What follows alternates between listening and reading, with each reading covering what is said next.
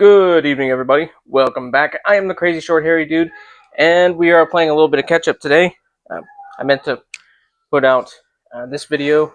I meant to put out some more videos over the last few days, but yeah, things happen. So, anyway, we're playing a little catch up right now. We are continuing with our reading of Bram Stoker's Dracula, and we're going to be covering the events of June 24th. This part, again, gets really dark. So I do recommend those of you with weaker constitutions or uh, parents you don't think your kids can handle um, some darker tones here and themes, then yeah, don't let them watch it. All right, so let's get into it. We're still in Jonathan Harker's journal here. So 24th June, before morning. Last night the Count left me early and locked himself into his own room. As soon as I dared, I ran up the winding stair and looked out of the window, which opened south.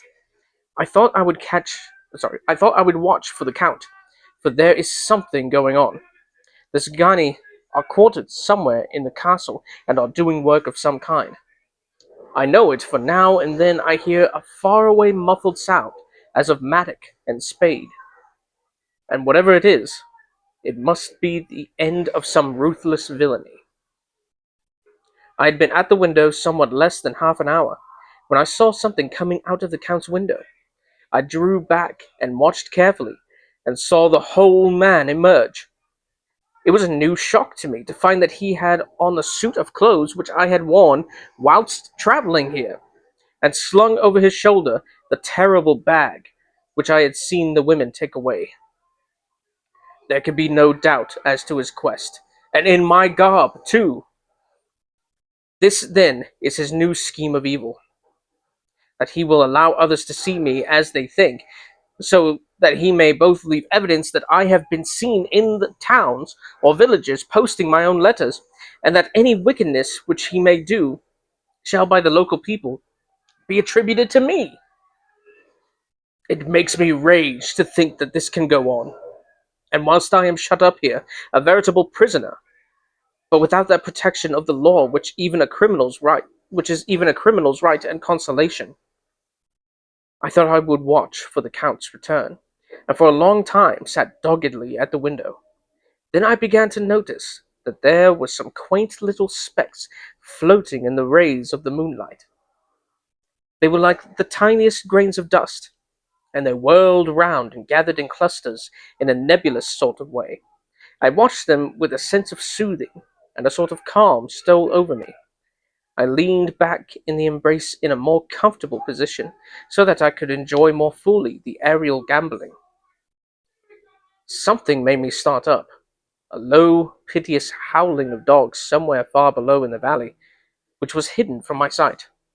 Louder it seemed to ring in my ears, and the floating motes of dust to take new shapes to the sound as they danced in the moonlight. I felt myself struggling to awake to some call of my instincts. Nay, my very soul was struggling, and my half-remembered sensibilities were striving to answer the call. I was becoming hypnotized.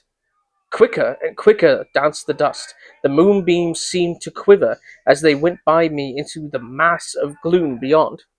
More and more they gathered till they seemed to take dim phantom shapes. And then I started, broad awake, and in full possession of my senses, and ran screaming from the place. The phantom shapes, which were becoming gradually materialized from the moonbeams, were those of the three ghostly women to whom I was doomed. I fled, and felt somewhat safer in my own room, where there was no moonlight, and where the lamp was burning brightly. When a couple hours had passed, I heard something stirring in the Count's room, something like a sharp wail, quickly suppressed. And then there was silence, deep, awful silence, which chilled me. With a beating heart, I tried the door, but I was locked in my prison and could do nothing. I sat down and simply cried. As I sat, I heard a sound in the courtyard without, the agonized cry of a woman. I rushed to the window and, throwing it up, peered out beyond the bars. There indeed was a woman, with dishevelled hair, holding her hands over her heart as one distressed with running. She was leaning against the corner of the gateway. When she saw my face at the window, she threw herself forward and shouted in a voice laden with menace, "Monster, give me my child!" She threw herself on her knees and, raising up her hands, cried the same words in tones which wrung my heart. Then she tore her hair and beat her breast and abandoned herself to all the violences of extravagant emotion. Finally, she threw herself forward, and though I could not see her, I could hear the beating of her naked hands against the door. Somewhere high overhead, probably on the tower, I heard the voice of the Count calling in his harsh, metallic whisper. His call seemed to be answered from far and wide by the howling of wolves. Before many minutes had passed, a pack of them poured like a pent-up dam when liberated through the wide entrance into the courtyard. There was no cry from the woman, and the howling of the wolves was but short.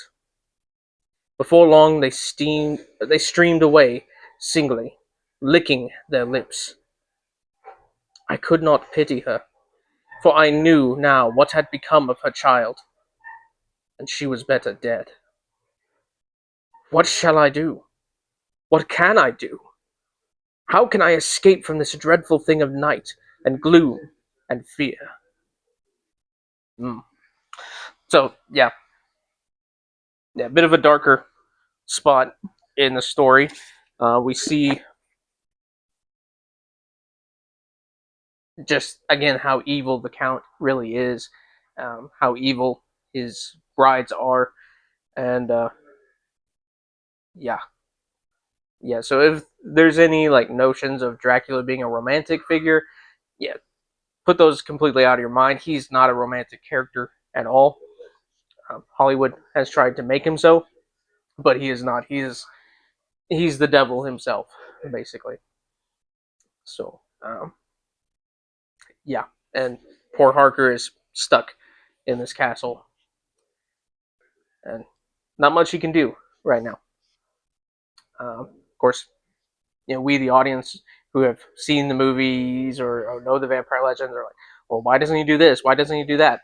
But again, you got to remember that this is. I mean, Bram Stoker basically wrote the book. He literally wrote the book on the vampire legend, the modern vampire myth and legend that we all know. And so the characters in here, you know, they've never dealt with anything like this before. Harker hasn't dealt with anything like this before. He's only heard maybe little stirrings, little rumors or something, little myths about vampires, but never took them to heart. So yeah, can't really. It's easy to judge from the outside looking in, and again, this is a story. It's fictional, so uh, even though it's written like a series of actual documents, but remember, it's just fiction. Um, but yeah, great story, um, and we'll get into more of this in the next video, which will cover June 25th. Um, yeah, so we'll cover June 25th, uh, and then we'll be back on the 29th, which is tomorrow. So we'll cover. I'll do another video today for the 25th, and then we'll get into the 29th tomorrow. We are getting closer and closer to the end of Harker's journal here. The 29th is quite a long one here. It's actually the last part of. It looks like it's the last part of Harker's journal here. So cool. Okay, so we're getting towards the end of Harker's journal, and then we'll get into. We'll kind of backtrack a little bit and get into some letters between two other characters. Um, so yeah. Anyway, we'll do all that, and yeah. So I'll see you all in the next video.